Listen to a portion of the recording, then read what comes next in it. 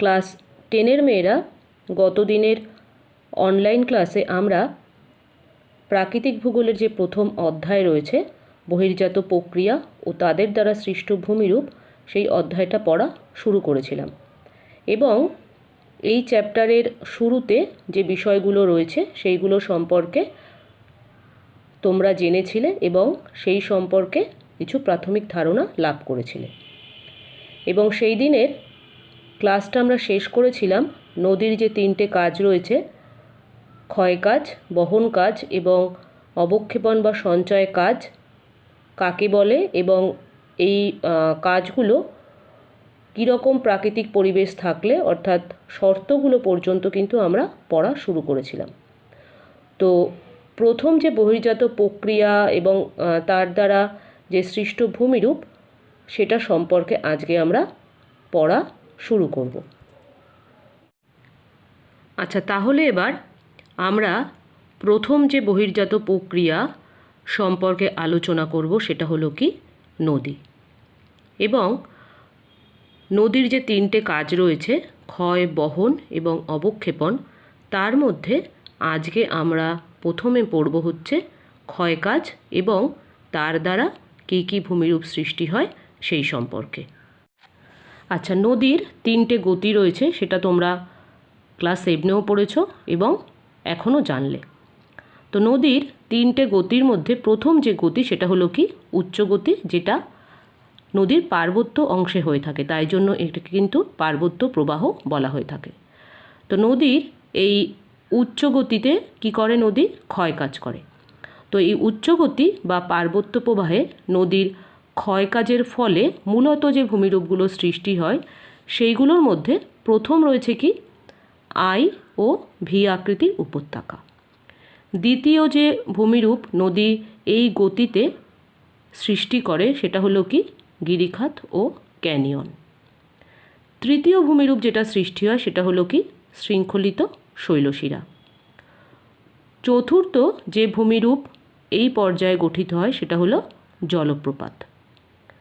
পঞ্চম ভূমিরূপ যেটা সৃষ্টি হয় তার নাম হচ্ছে র্যাপিড বা খরস্রোত। ষষ্ঠ যে ভূমিরূপ এই প্রবাহে গঠিত হয় সেটা হলো প্লাঞ্জপুল বা প্রপাতকূপ। আর সপ্তমত যে ভূমিরূপ নদীর উচ্চগতি বা পার্বত্য প্রবাহে সৃষ্টি হয় তার নাম হচ্ছে মন্থকূপ বা পট হোল। তাহলে এবার চলো প্রতিটা ভূমিরূপ সম্পর্কে একে একে আলোচনা করে নেওয়া যাক। তাহলে প্রথমে আমরা যে ভূমিরূপ সম্পর্কে জানবো সেটা হলো কি আই আকৃতির উপত্যকা এবং তারপরে আমরা জানব ভি আকৃতির উপত্যকা সম্পর্কে। তো নদী যখন পার্বত্য অঞ্চল থেকে আসছে তখন এই পর্যায়ে কি হয়, নদীর স্রোতের পরিমাণ বেশি থাকে, অর্থাৎ নদীতে জলের পরিমাণ বেশি থাকলে স্রোতের পরিমাণ বেশি হবে এবং তার সাথে প্রয়োজন হবে কি নদীবাহিত ক্ষয়জাত পদার্থের। তো নদীর এই পর্যায়ে ক্ষয়ের পরিমাণ বেশি হয় এবং ক্ষয়ীভূত পদার্থগুলো কি হয়, নদীর জলের সাথে ভূমির ঢাল বেয়ে উচ্চ অঞ্চল থেকে নিচু অঞ্চলের দিকে নেমে আসে। তো পার্বত্য অঞ্চলে নদীর স্রোত বেশি হওয়ার জন্য নদী দ্বারা বাহিত শিলাখণ্ড ও জলস্রোতে কী করে, নদীর পার্শ্বক্ষয় অপেক্ষা অর্থাৎ নদীর দুপাশে যে শিলাস্তর থাকে, অর্থাৎ নদীর এই যে নদীর দুপাশে যে শিলাস্তর থাকে সেই দুপাশের শিলাস্তর অপেক্ষা নদী উপর থেকে যে নেমে আসছে তার দ্বারা নিম্নক্ষয় বেশি হয় এবং নিম্নক্ষয় বেশি হতে হতে সেটা কেমন আকৃতি ধারণ করে, আই আকৃতি ধারণ করে। দেখো এটা ইংরাজি যে অ্যালফাবেট আছে আই ক্যাপিটাল লেটারে তার মতো দেখতে। এবার আমরা পরবর্তী যে ভূমিরূপ অর্থাৎ ভি আকৃতির যে নদী উপত্যকা সেটা সম্পর্কে জানব। তো মূলত আই আকৃতি উপত্যকা সৃষ্টি হওয়ার পরেই কিন্তু সেটা ভি আকৃতিতে পরিণত হয়। কিভাবে হয়, নদী যখন উচ্চ পার্বত্য অঞ্চল থেকে আসছে তখন কি হচ্ছে, তার ক্ষয়কাজের পরিমাণ বেশি হওয়ার দরুন সে ক্ষয়ীভূত পদার্থের পরিমাণও কিন্তু বেশি বয়ে নিয়ে আসছে।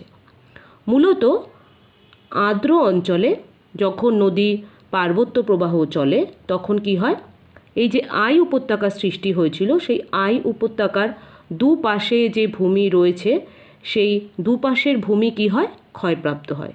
এবং দুপাশের এই যে ভূমি যদি ক্ষয়প্রাপ্ত হয় তখন কি হবে, ভূমি ধসে পড়বে। দেখো এখানে ভূমিটা কেমন ছিল, একদম এইখানে যেরকম এইখানটাও কিন্তু সেরকম দেখতে, অর্থাৎ এই পাশটা এই ছবিটার সাথে কিন্তু এই ছবিটার বিশেষ কোনো পার্থক্য নেই। কিন্তু ভূমিভাগ ক্ষয়ে গিয়ে কী হয়েছে, এই অংশটুকু কিন্তু পড়ে গেছে, এই অংশটুকু পড়ে গেছে, পড়ে গিয়ে দেখো এটা এরকম আকৃতি নিয়েছে।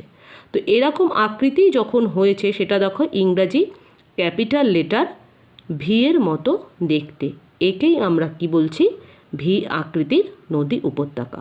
তাহলে প্রথমে সৃষ্টি হলো কি, আই আকৃতির উপত্যকা, এবং আই আকৃতির উপত্যকা যখন দুপাশের ভূমি যখন ক্ষয়ীভূত হলো এবং ধস নামার ফলে যখন ধীরে ধীরে চওড়া হলো, কিভাবে, ভেঙে গিয়ে, যখন ধীরে ধীরে চওড়া হলো ভেঙে গিয়ে তখন সেটা ভি আকৃতির উপত্যকায় পরিণত হলো।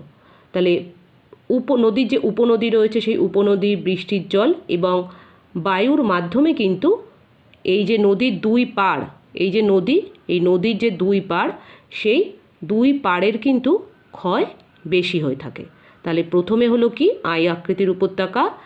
আই আকৃতির উপত্যকায় দেখো উপরে লেখা রয়েছে আবহবিকার ও পাড় ক্ষয়, নদীর দুপাশের পাড় ক্ষয় হলো, ক্ষয় হয়ে সেটা চওড়া হলো, চওড়া হয়ে পরবর্তী যে ভূমিরূপটা গঠন করলো সেটা দেখতে কেমন হলো, ভি এর মতো। তাই জন্যই একে কি বলা হচ্ছে, ভি আকৃতির উপত্যকা। এবার আমরা তাহলে পরবর্তী যে ভূমিরূপগুলো রয়েছে সেগুলো একে একে আলোচনা করা শুরু করি। পরবর্তী যে দুটো ভূমিরূপ একসাথে রয়েছে সেটা হলো কি, গিরিখাত ও ক্যানিয়ন। তো গিরিখাত কি, গিরিখাত শব্দটার মধ্যে দেখো গিরি আছে, গিরি মানে কি, পর্বত। তো পর্বত বা গিরি মধ্যস্থিত যে গভীর এবং সংকীর্ণ যে নদী উপত্যকা, দেখো এটা কেমন দেখতে, সরু না? এই যে দুটো পর্বত এবং তার মধ্যস্থিত সরু যে নদী উপত্যকা তাকেই আমরা কি বলছি, গিরিখাত। গিরিখাত দেখতে কেমন, ইংরাজি ভি অক্ষরের মতো, এবং সেটা কিন্তু আর একটা নামেও অভিহিত হয়ে থাকে, সেটা হলো কি, প্রশস্ত উপত্যকা। তো এই যে ভি আকৃতির উপত্যকা বা যেটাকে আমরা কি বলছি, ক্যানিয়ন, সেটা কীরকম পরিবেশে সৃষ্টি হয়। ভি আকৃতির যে উপত্যকা সেটা কেমন হয়, খুব গভীর এবং সংকীর্ণ হয়, এবং এটা যেরকম পরিবেশে বা যে কারণে মূলত গঠিত হয় সেই কারণগুলো মধ্যে যেগুলো মূলত গুরুত্বপূর্ণ সেগুলো হচ্ছে কি, নবীন যে ভঙ্গিল পার্বত্য অঞ্চল, সেই পার্বত্য অঞ্চলে কোমল শিলাকে নদী কী করে, নদী দুটো ক্ষয় করতে পারে, এবং তার জন্য যদি দুপাশে যদি কঠিন শিলার বদলে যদি কোমল শিলা থাকে তাহলে নদী যখন বয়ে আসছে তখন সে কী করবে, এই কোমল শিলাকে দ্রুত ক্ষয় করবে। তার জন্যে কিন্তু এই আকৃতির বা এই ভূমিরূপ গঠিত হতে পারে। এছাড়াও মন্থকূপ যখন সৃষ্টি হয় তখন তার দ্বারাও কিন্তু উপত্যকা যথেষ্ট গভীর হয়ে থাকে। শিলাস্তরের মধ্যে যদি এই যে দুটো শিলা, এই শিলাস্তরের মধ্যে যদি কোনো ফাটল থাকে সেই ফাটলের মধ্য দিয়ে কী হবে, নদী প্রবাহিত যদি হয় তাহলেও কিন্তু এই গিরিখাতের সৃষ্টি হয়ে থাকে। আমি একটু আগে তোমাদেরকে গিরিখাত কেন সৃষ্টি হয় সেটা বলতে গিয়ে নবীন ভঙ্গিল পর্বতের কথা উল্লেখ করেছি। তো নবীন ভঙ্গিল পর্বতে কেন অসংখ্য গিরিখাত সৃষ্টি হয়। তো নবীন যে ভঙ্গিল পর্বতগুলো সেইগুলো কেমন হয়, সুউচ্চ, মানে উচ্চতায় অনেক বেশি হয়, এবং নরম শিলাগঠিত অঞ্চল, ফলে কি হচ্ছে, ক্ষয়ের পরিমাণও কিন্তু বেশি হয়। উচ্চতা বেশি হওয়ার সাথে সাথে কিন্তু যেহেতু নরম তার জন্যে কী হয়, ক্ষয়ের পরিমাণও বেশি হয়।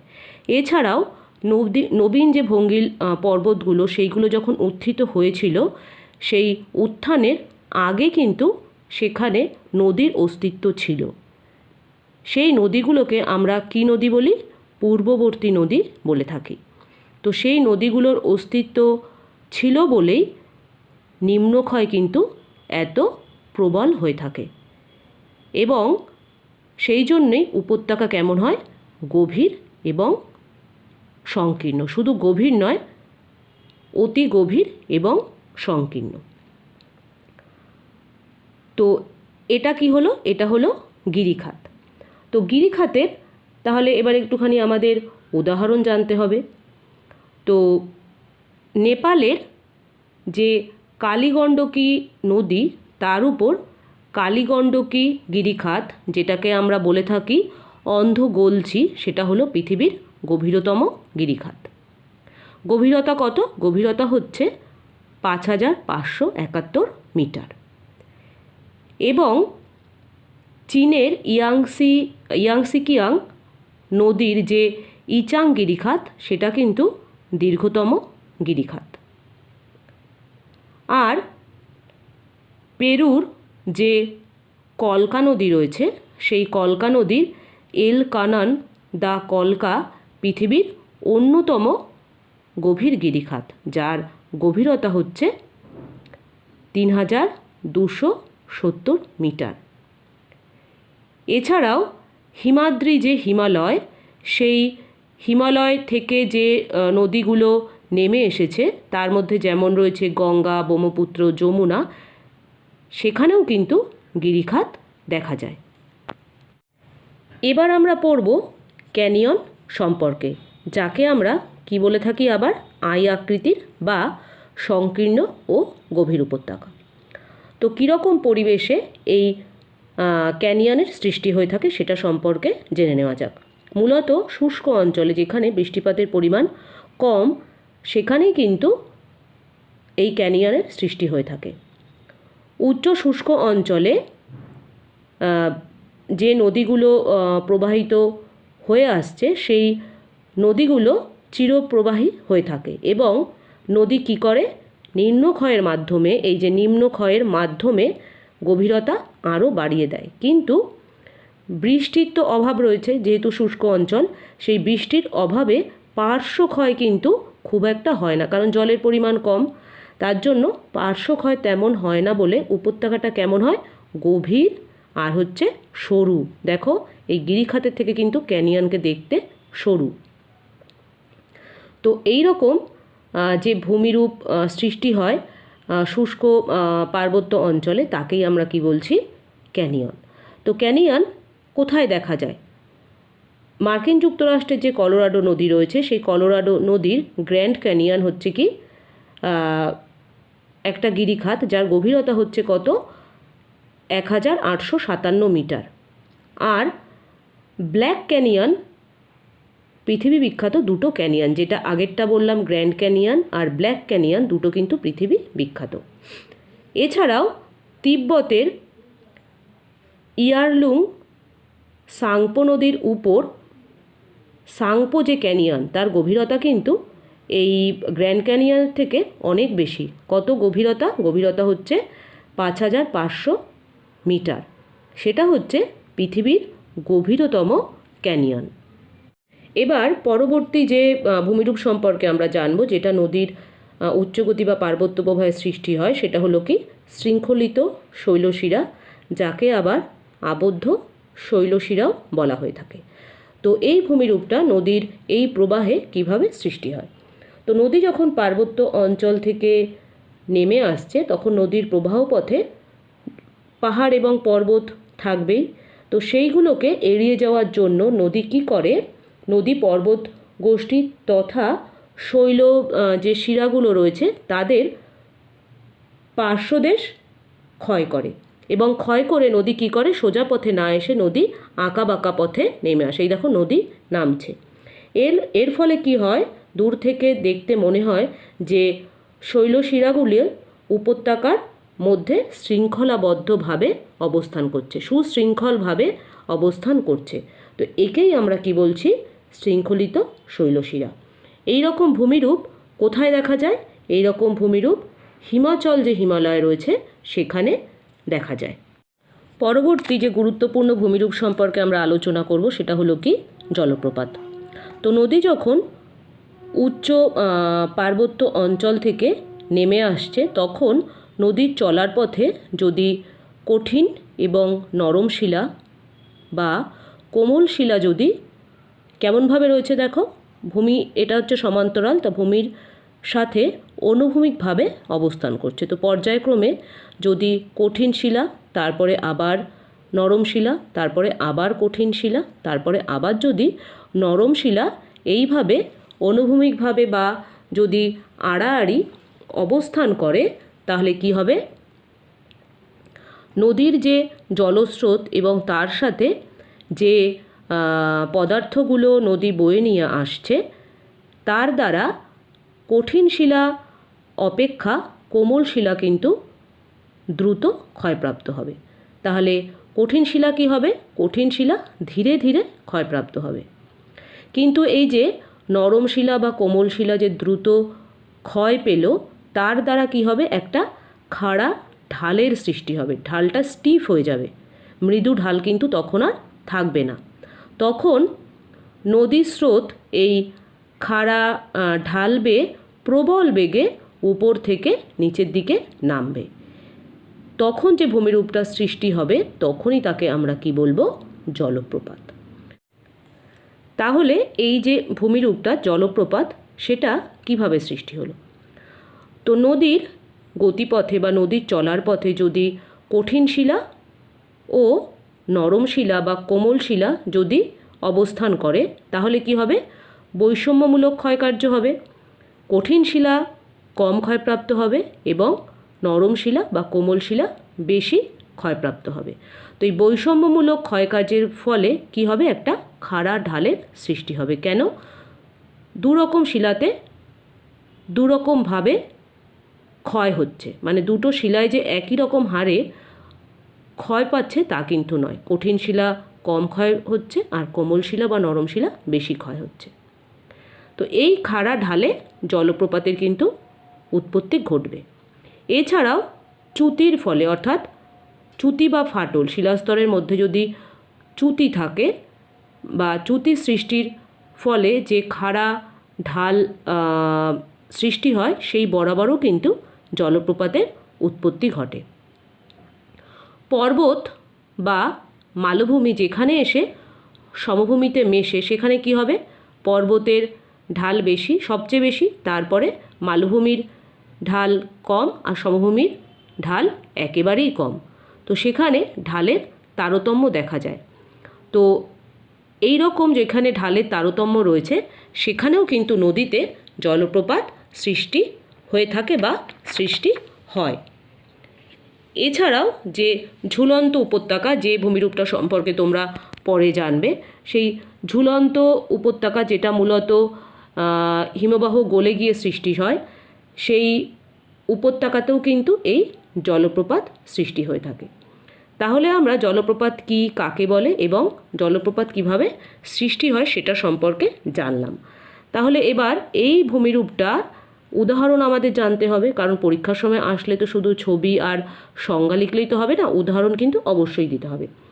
তো পৃথিবীর একটি সুন্দর জলপ্রপাত হচ্ছে আমেরিকা যুক্তরাষ্ট্র ও কানাডার নায়াগ্রা জলপ্রপাত, যেটার গভীরতা কত, ৬২ মিটার। পৃথিবীর উচ্চতম জলপ্রপাত হচ্ছে কোনটা, ভেনেজুয়েলার, যেটা দক্ষিণ আমেরিকাতে অবস্থিত, সেটা কোন জলপ্রপাত, সাল্টো অ্যাঞ্জেল, যার উচ্চতা হচ্ছে কত, ৯৮৬ মিটার। ব্রাজিল ও আর্জেন্টিনা যে সীমান্ত সেখানে ইগুয়াজা জলপ্রপাত পৃথিবীর সর্বাধিক বিস্তৃত, অর্থাৎ চওড়ায় বেশি, সেই বিস্তারটা কত, 2.7 কিলোমিটার। ভারতে যে কর্ণাটক রাজ্য রয়েছে সেই কর্ণাটক রাজ্যের শরাবতী নদীতে যে জলপ্রপাতটা রয়েছে তার নাম হচ্ছে কি, যোগ বা গেরসোপ্পা। আর এই রাজ্যেই, অর্থাৎ কর্ণাটক রাজ্যেই শিমোগা যা জেলা রয়েছে, শিমোগা জেলার ভারাহি নদীর উপর কুঞ্চিকল ভারতের কিন্তু উচ্চতম ডবল ড্রপ জলপ্রপাত। এটা কিন্তু শর্ট কোয়েশ্চেনের জন্য ভীষণ গুরুত্বপূর্ণ যে ভারতের উচ্চতম ডবল ড্রপ জলপ্রপাত কোনটা, সেটা কি হবে? কর্ণাটক রাজ্যের শিমোগা জেলার ভারাহি নদীর উপর অবস্থিত কুঞ্চিকল জলপ্রপাত। এই জলপ্রপাত ভূমিরূপটা সম্পর্কে যখন আমরা পড়ি বা জানি, তখন তার সাথে রিলেটেড আর একটা জিনিসও কিন্তু আমাদের জেনে নিতে হয়, যেটা কিন্তু পরীক্ষায় প্রায়শই এসে থাকে। সেটা হলো কি, জলপ্রপাতের পশ্চাৎ অপসারণ বলতে কি বোঝায়।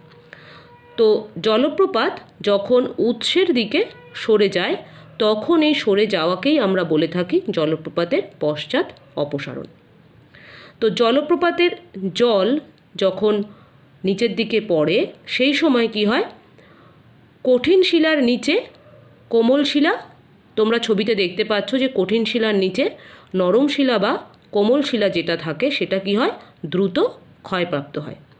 ফলে কি হচ্ছে, উপরে কঠিন শিলা ঝুলন্ত অবস্থায় থাকে, নরম শিলাটা ক্ষয় পেতে পেতে ভেতরের দিকে ঢুকে যায়। কঠিন শিলা তো ততটা ক্ষয়প্রাপ্ত হয় না, তাই কিন্তু সেটা বাইরের দিকে ঝুলতে থাকে। এক সময় কি হয়, এই কঠিন শিলা নিচের দিকে ভেঙে পড়ে, কারণ ভারসাম্য নষ্ট হয়। এবং যখন এটা ভেঙে পড়ে, তখনই কিন্তু জলপ্রপাত পিছনের দিকে সরে যেতে থাকে। এই যে ঘটনাটা, তাকেই আমরা কি বলি, জলপ্রপাতের পশ্চাৎ অপসারণ। এবার পরবর্তী ভূমিরূপ হচ্ছে কি, র্যাপিডস বা খরস্রোত।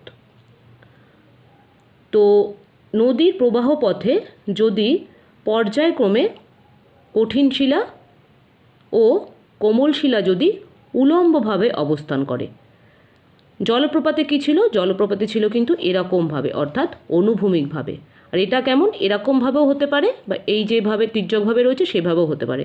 যদি উলম্বভাবে অবস্থান করে, তাহলে কি হয়, কঠিন শিলার চেয়ে কোমল শিলা কিন্তু দ্রুত ক্ষয়প্রাপ্ত হয় এবং ভূমিরূপটা কেমন হয়ে যায়, বন্ধুর হয়ে যায়।